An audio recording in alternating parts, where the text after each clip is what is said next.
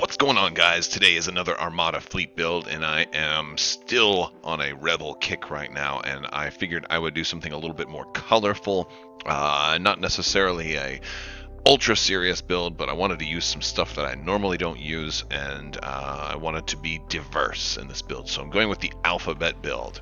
What do I mean by alphabet build? Well, I'm going to use a squadron of different letters from the alphabet. So I'm going to have an X-wing, a Y-wing, a B-wing, and so I'm starting with Horn. And before I just add everybody, let's talk about why. So I don't usually like the E-wings. I'm really not a big fan of them. But Horn is rolling a red die, right? Now I could probably go with a regular E-wing, but let's go with Horn first. He's multi-purpose. He's got Rogue. Rogue is great. I'm going to have a Y-wing, have Gold Squadron, and the idea here also is I want bombers, and I think I can get a bomber from just about every type, right? We've got Green Squadron, so our A-wing with the bomber, right? So I'm using some of the new Corellian conflict stuff, and for a Y-wing, I've got that covered already. For B-wings, I'm going with Kian Farlander, because I am really liking his double black die. He's awfully expensive for a B-wing, but 2 black dice with the bomber is going to be great. Now we are definitely going to use Bomber Command Center in this build. Horn's got a couple of blanks and things we don't necessarily want on that red die, so our reroll there is going to be huge. Kian Farlander's to be able to do a reroll there is going to be huge. And just I think that we have so many ships with multiple dice for bomber. It's going to be great. For my X-wing, I'm going to go with Luke, because Luke is a great bomber, right? Definitely. Let me zoom out a little bit so we can fit more on the screen. So Lotus, we got A, B, X, Y, and E. That's kind of the alphabet part of it right there. I'm going to add a little more support to it. I will put a single HWK in here. Now, it'd be nice to have a little more than that, but I can't go crazy. And I'm going to add 2 VCXs, which is even more letters from the alphabet. Of course, I don't have a Z95 in here. Of course, you can change things up. You can add Z95s if you want, but I wanted relay, and I want my Bomber Command Center to be able to hit with relay. I want a Yavaris to be able to hit with relay. I want a lot of things to be able to hit with relay. And I also want strategic just in case I need that. So that's what I'm doing. If you want to do something like this, feel free to swap out the VCXs for maybe some other letters from the alphabet. You could put some Z95s in here, and they're going to be cheap too. You can fit 4 Z95s for even less than the 2 VCXs. 7 points each. They're going to come in at 14 for 2 versus 1 for 15, but I'm running 2 of these, so that's 30 points. 28 would get you 4 Z95s, but that's 128 points. That's a pretty heavy squadron point total for 2, 3, 4, 5, 6, 7, 8 squadrons. That's not bad, and they're all specialty squadrons too. They're all uniques, which does mean that we're going to have a hard time if we end up facing Agent Callus. Not too many people are running Agent Callus that I run into, though, so it seems like it's a fair risk. So let's start off. I definitely want Bomber Command Center. You could potentially run 2 Bomber Command Centers if you want to. Instead of doing that, though, I'm going to go with Yavaris also. So let's find this happy little Yavaris right there, and let's put Yavaris out there. Now, another thing you could do here that is worth considering is maybe dropping a VCX and putting Hera out there.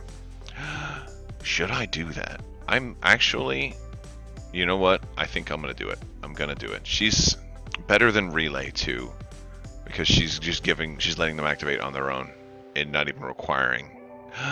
That's kind of cool. Let's do Hera. She's expensive, but I think she'll be worth it. We already have 1 for Corrin, so now we've got Hera. She's got Rogue. She's going to be able to hit 2 more. So that means I have to be able to activate 3. And if I give somebody Adar Talon, then that'll be just enough for everyone. That sounds like a plan. So I'm going to give Yavaris Fighter Coordination Team and Flight Commanders. This is the kind of my favorite thing to do with Yavaris. Oh, I know I'm just looking. There it is. It's off to the right. All right. fighter coordination and flight commanders, and I will give this guy Adar Talon. And let's also give him Bright Hope, so hopefully he doesn't die super quick, and I might let him activate a little farther away. Let's say, how about boosted comms? Alright, now, I've spent a bunch of points here. I've only got 2 ships. This is going to be a smaller ship build. I'm thinking of making the third thing in this build a little more colorful in the theme of diversifying a little bit. And I'm thinking of going with a Liberty. For the third ship, I think I'll only be 3 in this build, which I'm not happy about. But since I am going with bombers, I figured Dodonna is a excellent choice here. And this is also a good opportunity for me to test out Mon Carin with Spinal Armament and the ever so lovely XX9 Turbo Lasers. So it's not a standard crit, so Contain won't be able to do anything against it. This is not necessarily super efficient, but it's going to be fun. Now I can definitely do a little bit more with this MC80. I can put Gunnery Team on this MC80. Now I'm getting close, because I definitely want to be first player with this thing. So also, if I'm going to have Hera and being able to activate some ships with Rogue, I also want to probably be first player. So I could put an engine tech on there, or I could just go cheaper and go with medical team. Medical team would be really nice. I could give myself a little bit of leading shots so I can re-roll if I want to do that. Let's see, I've got 3. If he's weak, super tough. What I think I'm going to do is, this is going to be the one ship everybody's shooting at maybe most, or it's a ship I'm going to put farthest forward. I'll put Lando on there to give a little bit of survivability. And maybe I'll put medical team on for a little bit of survivability as well. I guess it puts me up to 393. Oh, I can complete. Let's round it out. I could put leading shots on there at 397. Yeah, that's not too bad. I like a little more of an initiative bid than that. So I'd have to drop either Lando or leading shots to get me down. I like to be like 395 or lower. Generally, that's what I like to do. I'm sure a lot of you are saying, well, just drop Mon Carin and put Endeavor on there. That's a much better survivability, and of course you are correct, but I want to test out Mon Carin a little bit more with Dodonna, just because it was really big for a little while, then people stopped using it, and I said I think it works with XX9, and I haven't flown it in a while. People have grown accustomed to using multiple tokens, so that's kind of the thing. So let's I think this will be good. Now I gotta name this something. So who am I dropping here though? I think I'm gonna drop Lando. I think I'll drop Lando. So that'll put me at a 393. What if I wanted to upgrade this to engine techs? That would put me at a 400 exactly. So no, I don't want that. All right, let me put it back to medical team there for our support team, and we're gonna go. We can either go with no officer, or we can probably put a cheap officer on there. So I could potentially put Ahsoka on there, or Hondo. Hondo is not bad. I could put Hondo Anaka on there for 2 points. That would put me... I like Chart Officer better. I like Chart Officer on this ship. That's actually going to be very nice. So I'll put Chart Officer as my officer. That puts me at 395, and that's comfortable for most friendly games to kind of get the first player. At least where I normally play. So let's zoom out a little bit. We've got 3 ships, heavily loaded up, all 3 of them. But not a lot of firepower, but I think we are doing well in the squadron arena, and we have enough rogue that even if we end up losing one of our ships, we should still be alright. We don't have relay though, so we're going to have to keep them close together. Yvaris is going to suffer a little bit for that, but I can lose Yvaris. If you come in after Yvaris, I'm going to use Dodonna's Mon Carin down here to just wreck your face. And I think it'll be a fun build. It'll probably be a kind of a quicker game too. But everybody's got bomber, well, except for Hera and the HWK. But Hera's still got 2 dice anyway, so I'm okay with her not having bomber. Hera's just absolutely amazing. She's the best rebel squadron, except she's just so expensive. But yeah, she is definitely my #1 squadron for the rebels, except for her cost. So I don't know, maybe that means she's not #1. We gotta look at objectives. Let's look at objectives. All right.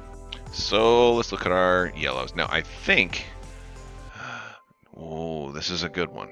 So I definitely don't want opening salvo. I don't like too many of the red ones. Advanced gunnery is definitely not a good option here because I only have the one good ship, and it's of course they're gonna. I'm thinking I could go with most wanted and just use the flotilla.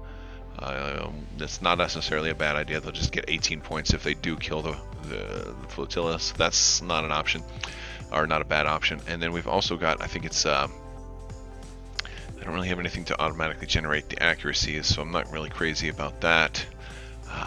Targeting beacons wouldn't be terrible here, but I don't have enough ships shooting. I've only got 2 ships that can even shoot, so I think I'll go with most wanted. Alright, that's reasonable.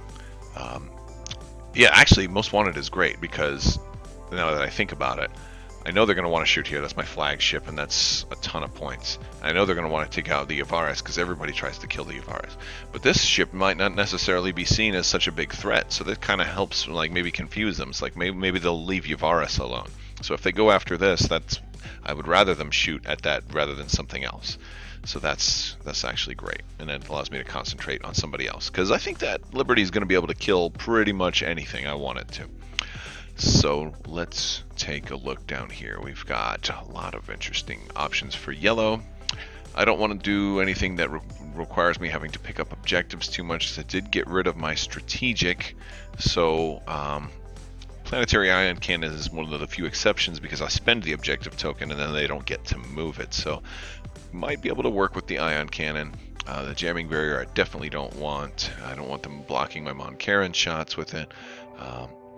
Fighter ambush is potential because we have some rogue. That's a possibility. I get so nervous about fighter ambush because depending on the other build, it can backfire. And I generally like fighter ambush if I have a whole lot of relay. But rogue isn't bad there, but I won't be able to activate everybody right away. So fighter ambush is a real good one if I was running like 3 or more VCXs. I would like to do that one. So fire lanes, I'm going to be moving too fast to really take advantage of that. Fleet ambush is certainly possible because I do have so few attacking ships. If I can kind of divide and conquer in that aspect, that will be good. But the only problem is with only 3 ships, I'm not going to be able to stall with deployment because because the fleets have to be deployed, or the ships have to be deployed first. So I'm not really going to get too much of a benefit out of that, and that could backfire on me as well. So I am thinking maybe contested outpost, but planetary ion cannon is kind of the safest one for me when I'm not feeling good about any of those. Plus, it's extra shots, so I'm totally cool with that. Extra shots are always good. All right, but now let's look at our blue stuff. Now I always like these bottom 2 because they're generally safe. Superior positions might actually work really well with rogue, but let me look at some of the other ones. Now it's possible to use dangerous territory here because I have the chart officer, but I don't like it. Well, no, I won't need the chart officer. It would be if my opponent had dangerous territory, I could potentially pick chart officer, or could potentially go with that because I have the chart officer. So I don't want that one because then my chart officer is pointless. Minefields is actually really good here considering that I have Dodonna, so I think that's going to be the one that I go with. Definitely like minefields. Yes. Oh, the only problem that I'm going to run into is that if they try to push the mines towards me with strategic squadrons of their own. However, I have enough of a squadron presence where I think I could take out their strategic squadrons to stop that. But that's a risk that I'm taking.